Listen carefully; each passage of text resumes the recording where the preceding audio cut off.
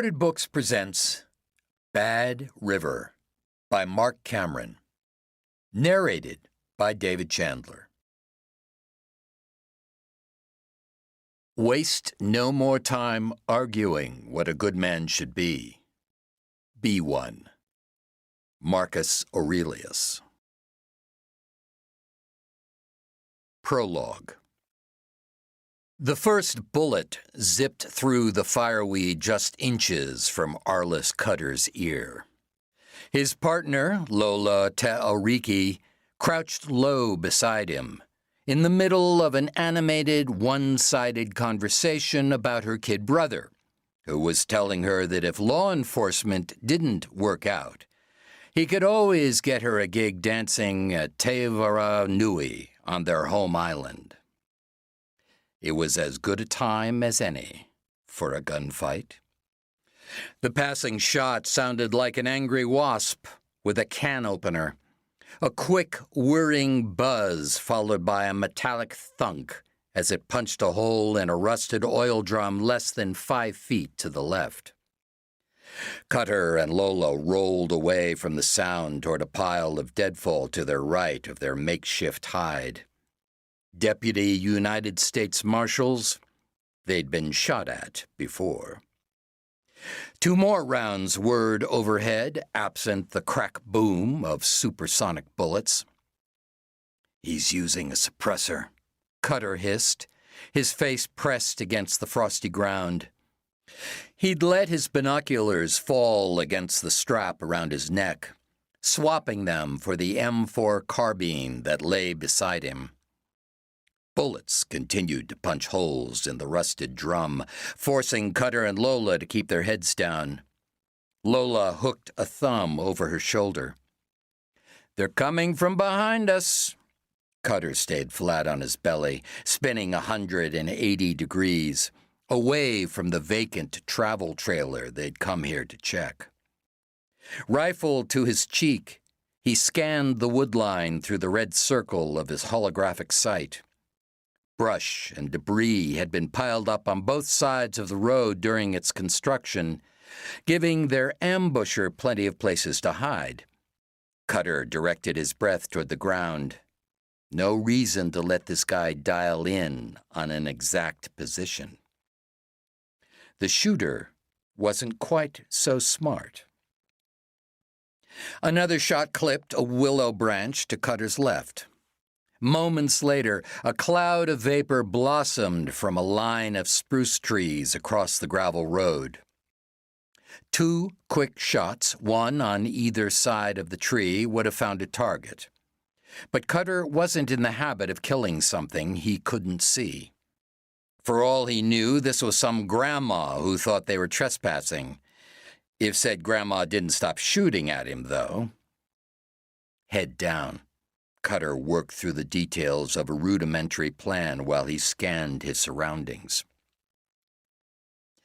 Crystalline frost flocked the tiny leaves of the blueberry bushes and Labrador tea shrubs that covered the mountainside. Some, already yellow from the crisp fall weather, were now a burnt orange under the glow of the sun that was just peeking over the ridgeline. A mile below, the turn-again arm of the Cook Inlet stretched along a ribbon of pavement. Even from this distance, the vast brown plain and muddy ditch-like guts made it clear the tide was out. The collateral lead request had come in over capture, the Marshals Service's internal warrant and prisoner tracking network. Lola had called it a nothing burger.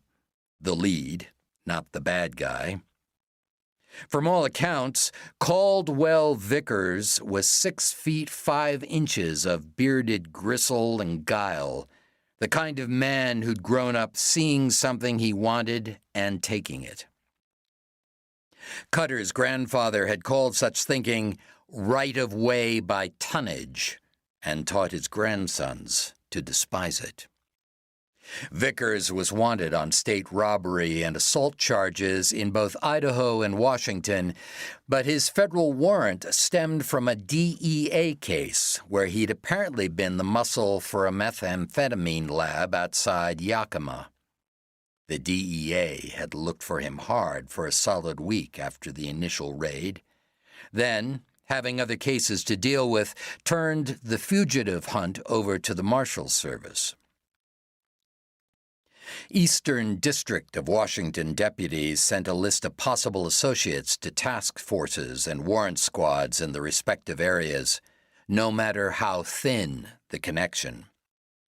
Shotgunning wasn't a bad tactic as far as fugitive work went. Cutter just preferred more information than travel trailer belonging to Vickers' past associate registered to property near Indian, south of Anchorage. Cutter liked to know the whole story. Lola got what she thought was most of it. The E/WA deputies holding the original warrant didn't expect to find Vickers at the property in Alaska. They believed he was holed up somewhere in the mountains of northern Idaho. The woman who owned the Alaska trailer was wanted on a state DUI charge.